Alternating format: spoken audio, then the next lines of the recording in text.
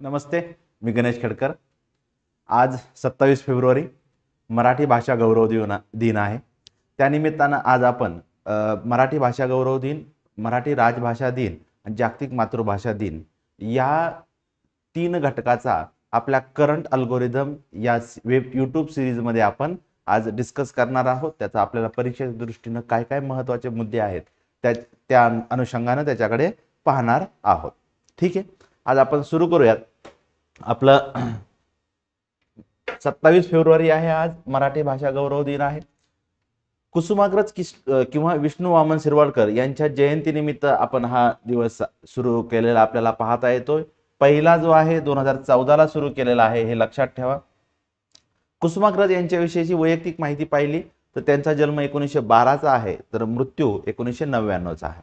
त्यांचे पुरस्कार, साहित्य अकादमीचा पुरस्कार मिळालेला आहे त्यांच्या विशाखा या कविता संग्रहासाठी, ज्ञानपीठ पुरस्कार मिळालेला आहे त्यांना आणि पद्मभूषण पुरस्कार मिळालेले आहेत। ते 1964च्या गोवा येथे पार पडलेल्या अखिल भारतीय मराठी साहित्य संमेलनाचे अध्यक्ष पण राहिलेले आहेत।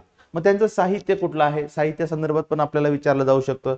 तर विशाखा कविता संग्रह आहे, नटसम्राट हे नाटक आहे, मेघदूत कालिदासाच्या मेघदूताचं त्यांनी मराठीत भाषांतर केलेलं आहे, वीज म्हणाली धरतीला हे पण त्यांचं आपल्याला साहित्य पाहता येतं।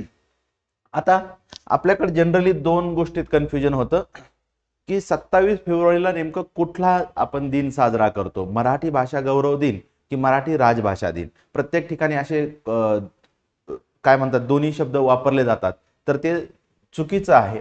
कारण 27 फेब्रुवारीला मराठी भाषा गौरव दिन आहे, हे लक्षात ठेवा। आणि मराठी राजभाषा दिन जो आहे तो पहिला जो आहे 1966 ला स्थापन केलेला आहे। 1 मे ला आपण मराठी भाषा राजभाषा दिन साजरा करतो। त्याचा निर्णय 1 मे 1965 ला झालेला आहे। महाराष्ट्र राज्य स्थापन झालं आणि स्थापनेनंतर मराठी ही महाराष्ट्राची अधिकृत राजभाषा झालेली आपल्याला पाहता येते। त्या अनुषंगाने तत्कालीन मुख्यमंत्री वसंतराव नाईक साहेब यांनी हा निर्णय घेतलेला आपल्याला पाहता येतो। त्यामुळे दोन राजभाषा दिन वेगळा आहे आणि मराठी भाषा गौरव दिन वेगळा आहे, हे लक्षात ठेवा। सध्या महाराष्ट्र आणि गोवा या दोन राज्याची अधिकृत राजभाषा मराठी आपल्याला पाहता येते। मराठी आपल्या जी काय 22 अधिकृत भाषा आहेत, त्या 22 अधिकृत भाषांमधली 15व्या नंबरची आपली मराठी अधिकृत भाषा आपल्याला पाहता येते। आता यावर्षी आणखीन एक मुद्दा आपल्यासाठी परीक्षेसाठी महत्त्वाचा आहे, तो नुकताच मराठी भाषेला अभिजात भाषेचा दर्जा देण्यात आलेला आहे आणि त्याचा सन्मान करण्यासाठी 3 ऑक्टोबर हा दिवस मराठी अभिजात भाषा सन्मान दिवस आपण सुरू केलेला आपल्याला पाहता येतो। मग आपल्यासाठी कोणत्या तारखा महत्त्वाच्या आहेत?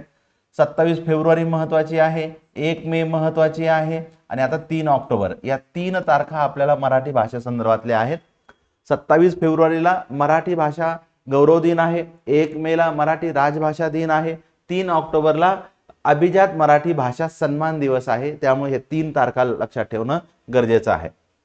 आणि 21 ते 25 ऑक्टोबर हा मराठी अभिजात भाषा सप्ताह आपण साजरा केलेला पाहता येतो।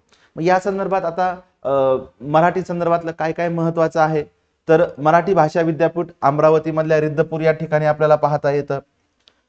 समिती आहे 2012 ची रंगनाथ पठारे समिती आहे, मराठी भाषेला अभिजात दर्जा मिळावा म्हणून। 2024 ला ज्ञानेश्वर मुळे यांच्या अध्यक्षतेखाली समिती आहे। या प्रत्येक याच्यावर आपल्याला प्रश्न विचारला जाऊ शकतो। आता हे आपल्या मराठी भाषे संदर्भातलं झालं, परंतु ओव्हरऑलच भाषा आणि त्या भाषेची संविधानातली तरतूद या पार्श्वभूमीवर आज आपण थोडं पाहूयात। तर ज्या कार्यालयीन भाषा आहेत त्या कार्यालयीन भाषेचा भाग आपल्या भारतीय संविधानातला 17वा आपल्याला पाहता येतो। त्याच्या संदर्भातले आर्टिकल 343 ते 351 आर्टिकल मध्ये त्याची तरतूद केलेली आहे। भारतामध्ये 2 प्रकारचे अल्पसंख्याक आहेत, एक धार्मिक आणि एक भाषिक अल्पसंख्याक, हे लक्षात ठेवा। अल्पसंख्याकांची व्याख्या कुठेही घटनेत दिलेली नाही, हे पण लक्षात ठेवा। भाषाच्या संवर्धनाच्या हक्कामध्ये भाषेचं रक्षण करण्यासाठीचं आंदोलन करण्याचा सुद्धा हक्क आहे। आपण संयुक्त महाराष्ट्राच्या चळवळीत आहे, मराठी भाषा बोलणाऱ्याचा मराठी प्रांत, किंवा आता नुकतंच दिल्लीला मराठी साहित्य संमेलन झाले त्यावेळेस सुद्धा कर्नाटक मधले जे काही लोक आहेत ते म्हटले आम्हाला महाराष्ट्रात समाविष्ट करा, कारण आमची भाषा आणि सगळं मराठी आहे, त्यामुळे ते एक आपल्याला पाहता येतं. आणि त्याच्यासाठी जर कोणी आंदोलन केलं तर त्याच्यासाठी कुठलंही चुकीची गोष्ट नाही, हे पण आपल्याला पाहता येतं. भारतीय संविधानातलं कलम 350 ए आहे की अल्पसंख्याक विद्यार्थ्यांना त्यांचं जे शिक्षण आहे, प्राथमिक शिक्षण, ते मातृभाषेतून देण्याची तरतूद आपल्याला पाहता येते. तेही या अनुषंगाने आपण इथं पाहून ठेवूयात. 22 अधिकृत भाषा आहेत, हे लक्षात ठेवा. त्यातला आपला नंबर, मराठीचा नंबर 15वा आहे. ठीक आहे. कलम 29 पण आपल्याला महत्वाचा आहे. भारताच्या कोणत्याही भागात राहणाऱ्या व स्वतःची वेगळी भाषा, लक्षात ठेवा भाषा शब्द आलेला आहे, लिपी आपली देवनागरी लिपी आहे. ठीक आहे. संस्कृती असणाऱ्या नागरिकांच्या समूहाला त्यांच्या भाषा आणि लिपी जतन करण्याचा हक्क आपल्याला दिलेला आहे. हा मूलभूत हक्कामध्ये समाविष्ट होतो. हे सुद्धा या ठिकाणी आपण नमूद करूया. सध्या जगात 8000च्या प्लस भाषा बोलल्या जातात, ते पण लक्षात ठेवा. एखादं स्टेटमेंट येऊ शकतो. आता याच्यातला आणखीन एक महत्त्वाचा मुद्दा आहे. दरवर्षी 21 फेब्रुवारी हा जागतिक मातृभाषा दिन साजरा केला जातो. त्याचीही माहिती आपण इथं बघूयात. म्हणजे भाषा संदर्भातलं जे जे महत्त्वाचं आहे मराठीच्या भाषेच्या अनुषंगानं, कारण आता आपण मराठी भाषा गौरव दिनानिमित्त बोलतोय, मग मातृभाषा आपली मराठी आहे, मग त्या अनुषंगानं त्याची माहिती आपण इथं करून ठेवूया. जर क्वेश्चन आला तर तोही आपला कव्हर होऊन जाईल. या वर्षीची थीम काय आहे पहा. जागतिक मातृभाषा दिनाची भाषा महत्त्वपूर्ण असते.